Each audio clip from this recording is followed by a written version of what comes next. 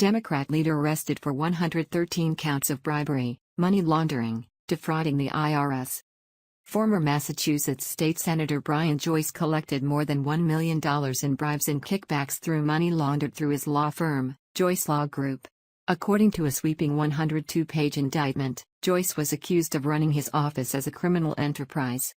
Joyce lists among his accomplishments 20 years in the Massachusetts legislature, including 19 years in the Massachusetts Senate, where he was Assistant Majority Leader. While serving in the Massachusetts legislature, he was chair of the Senate committees on bonding, bills in the third reading, capital expenditures, and state assets, election laws, federal financial assistance, housing, public service, tourism, and the Special Committee to Improve Government. He was vice chair or a member of the Ways and Means, Banking, Economic Development, and Emerging Technologies, Elder Affairs, Healthcare Financing, Higher Education, and the Judiciary Committees. Yet the 55-year-old Democrat was reported to have gained more than $1 million through bribes and kickbacks, along with federal charges of racketeering, extortion, mail fraud, corruption, embezzlement, honest services fraud, money laundering, and conspiracy to defraud the IRS.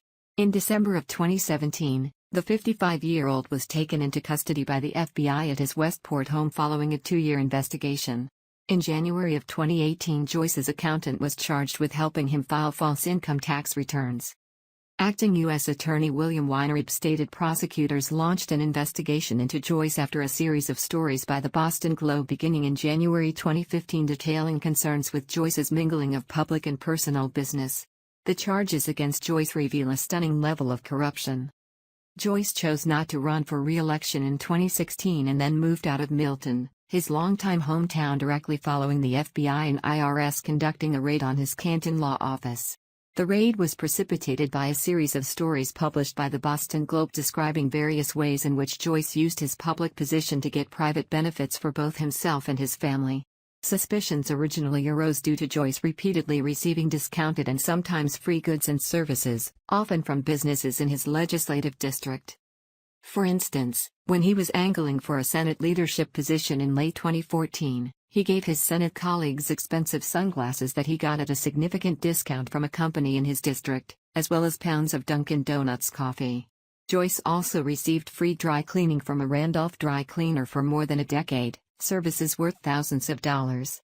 Neither the sunglasses nor the dry cleaning were mentioned in the indictment. In another financial scheme, federal authorities alleged Joyce spent $471,250 to purchase 65,000 shares in a company, Energy.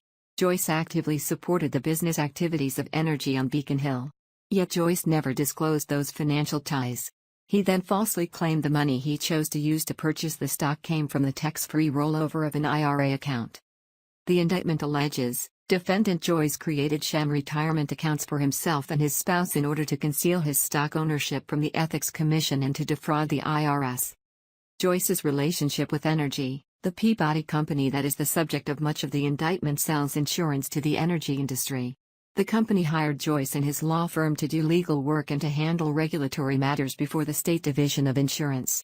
Between 2010 and 2015, the company paid the Joyce Law Group $377,169 in fees, according to the indictment.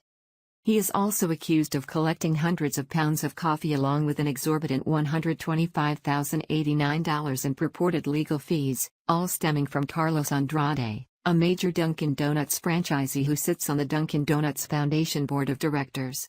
In 2015, on one occasion, Joyce collected some 504 pounds of coffee for free, an estimated worth of roughly $4,278. When the Boston Globe inquired as to just how he obtained the coffee, Joyce stated he had someone else make up a fake invoice and backdate it, according to the indictment. Governor Charlie Baker stated he believes the charges against Joyce should be a warning to anyone in public office. People in public life need to respect the offices they hold, and that means not using them for personal gain, and, if the feds believe there is enough there to justify an indictment, then the investigation needs to be thorough and move forward accordingly. Former acting Senate President Harriet Chandler also issued a brief statement, stating, "Law enforcement has done its job today.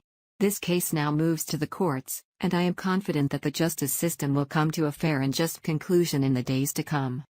Joyce is facing substantial jail time for his alleged crimes, but Joyce's attorney Howard Cooper suggests the charges against Joyce are nothing more than the work of overzealous federal prosecutors.